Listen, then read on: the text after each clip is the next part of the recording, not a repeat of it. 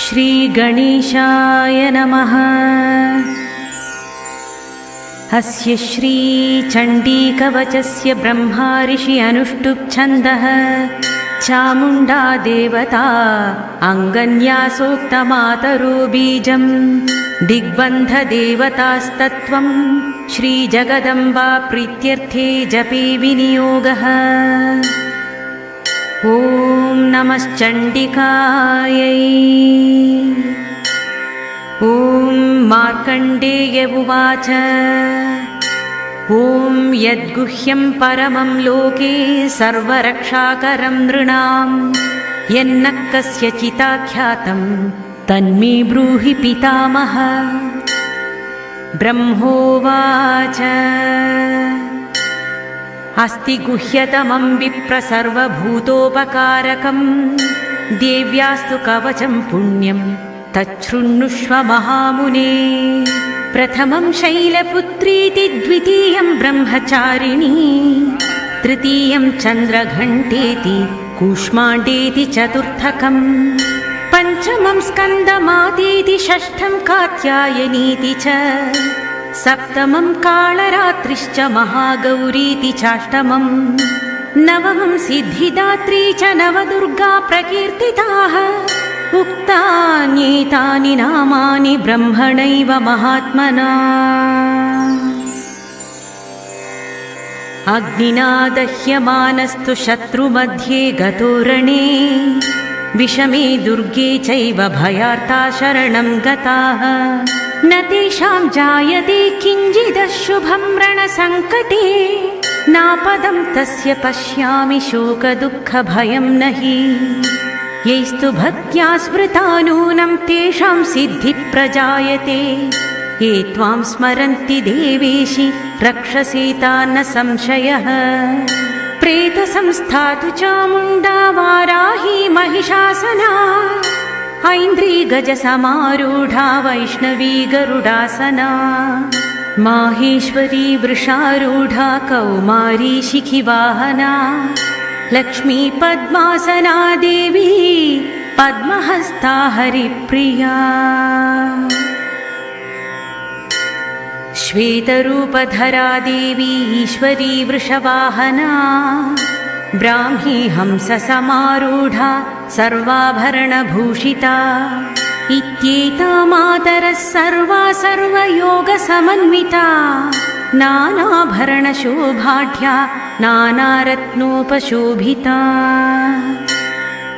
दृश्यन्ते रथमारूढा देव्यक्रोधसमाकुला शङ्खं चक्रं गदां शक्तिं हलं च मुसलायुधं खेटकं तोमरं चैव परशुं पाशमेव च कुन्तायुधं त्रिशूलं च शार्ङ्गमायुधमुत्तमम् दैत्यानां देहनाशाय भक्तानामभयाय च धारयन्त्यायुधानीथं देवानां च हिताय वै।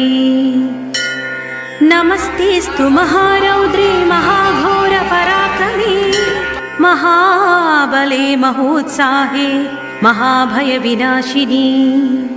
त्राहि मां देवी दुष्प्रेक्षे शत्रूणां भयवर्धिनी प्राच्यां रक्षतु मामैन्द्री आग्नेयामग्निदेवता दक्षिणेव तु वाराहि नैऋत्यां खड्गधारिणी प्रतीच्यां वारुणी रक्षेद्वायव्यां मृगवाहिनी उदीच्यां रक्षकौबेरी ईशान्यां शूलधारिणी ऊर्ध्वं ब्रह्माणि मे रक्षेदधस्तात् वैष्णवी तथा।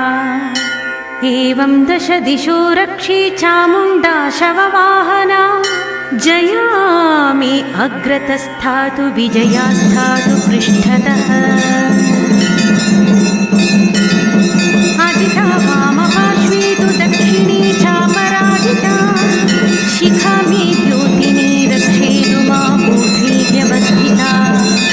मालाधरी ललाटे च ध्रुवौ रक्षेत्यश्वसिनी त्रिनेत्रा च भ्रुवोर्मध्ये यमघण्टा च नासिके शङ्खिनी चक्षुषुर्मध्ये श्रोत्रयोर्द्वारवासिनी कपोलौ कालिका रक्षेत् कर्णमूले तु शङ्करी नासिकायां सुगन्धा च उत्तरोष्ठी च चर्चिका अधरी चामृतकला जिह्वायां च सरस्वती दन्तान् रक्षतु कौमारी कण्ठमध्ये तु चण्डिका घण्टिकां चित्रघण्टा च महामाया च तालुके कामाक्षी चिबुकं रक्षेद्वाचं मे सर्वमङ्गला ग्रीवायां भद्रकाली च पृष्ठवंशे धनुर्धरी नीलग्रीवा बहिःकण्ठी नलिकां नलकूबरी स्कन्धयो खड्गिनी रक्षेत् बाहुमे वज्रधारिणी हस्तयोर्दण्डिनी रक्षेदम्बिका चाङ्गुलिस्तथा नखाञ्चूलेश्वरी रक्षेत् कुक्षौ रक्षेन्नलेश्वरी स्तनौ रक्षेन्महालक्ष्मीर्मनशोकविनाशिनी हृदये ललिता देवी उदरे शूलधारिणी नाभौ च कामिनी रक्षेद्गुह्यं गुह्येश्वरी तथा पूतना कामिका मेढ्रं गुदे महिषवाहिनी कट्यां भगवती रक्षे जानुनी विन्ध्यवासिनी जङ्घे महाबला प्रोक्ता सर्वकामप्रदायिनी गुल्फयोर्नारसिंही च पादौ चामिततेजसी पादाङ्गुलीः श्रीर्मे रक्षेत्पादाधस्थलवासिनी नखाण्डंष्ट्राकराली च केशांश्चैवोर्ध्वकेशिनी रोमकूपेषु कौबेरी त्वचं वागीश्वरी तथा रक्तमज्जावमांसान्यस्ति मेदांसि पार्वती अन्त्राणि कालरात्रिश्च पित्तं च मुकुटेश्वरी पद्मावती पद्मकेशी कफे चूडामणिस्तथा ज्वालामुखी नखज्वाला अभेद्या सर्वसन्धिषु शुक्रं ब्रह्माणि मे रक्षे छायां छत्रेश्वरी तथा अहङ्कारं मनोबुद्धिं रक्ष मे धर्मचारिणी प्राणापानौ तथा व्यानं समानो दानमेव च वज्रहस्ता च मे रेक्षेत् प्राणं कल्याणशोभना रसे रूपे च गन्धे च शब्दे स्पर्शे च योगिनी सत्वं रजस्तमश्चैव रक्षे नारायणी सदा आयु रक्षतु वाराही धर्मं रक्षतु वैष्णवी यशः कीर्तिं च लक्ष्मीं च धनं विद्यां च चक्रिणी गोत्रमिन्द्राणि मे रक्षेत् पशूनि रक्ष चण्डिके पुत्रान् रक्षेन्महालक्ष्मीर्भार्यां रक्षतु भैरवी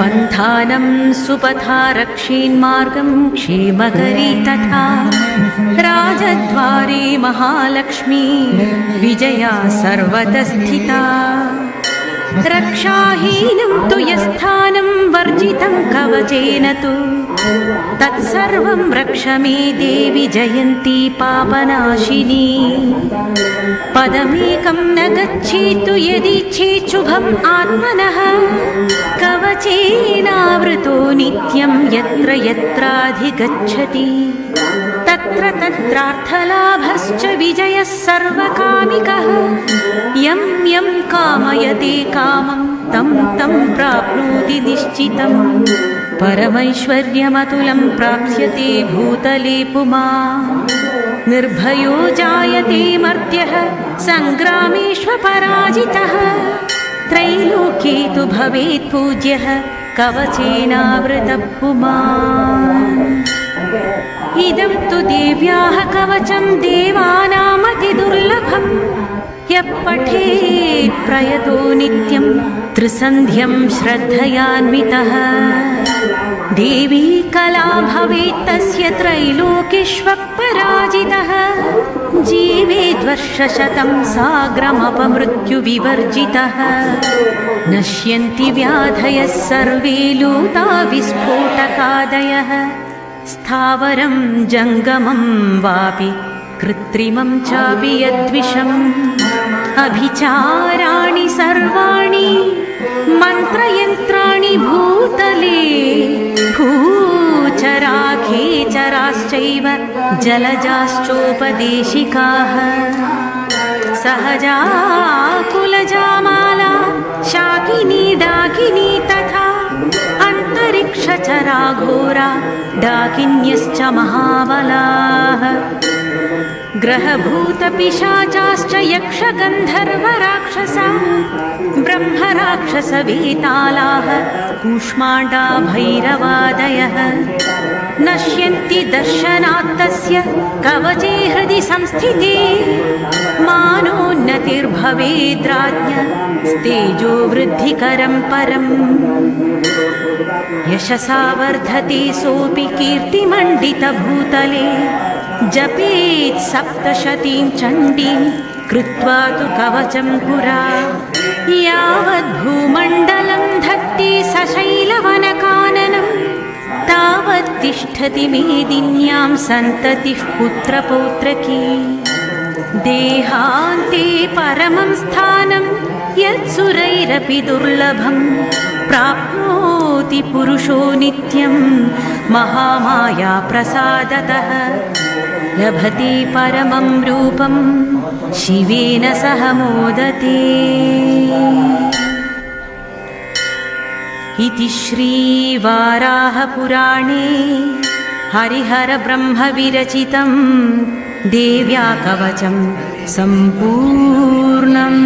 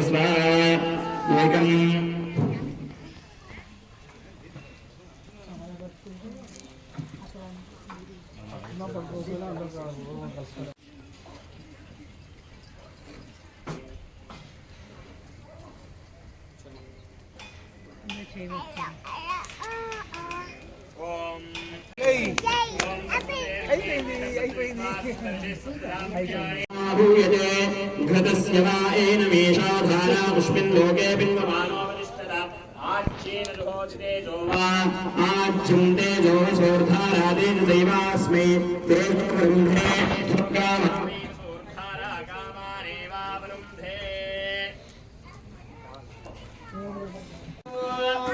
मद्धोताय क्षत्सरे गिरि नर सरि गिरि मत्सरे मागिरि मत्सरे मद्गिरि मण्डल सरिगिरि मद्धोताय क्षट्पटनीय झटपट मज्झटपटमन्त्रिय झटपट मद्धोताय क्षत्रयम्भकस्त्रिपुरजयः पूर्णमायैर्वशनं दधातु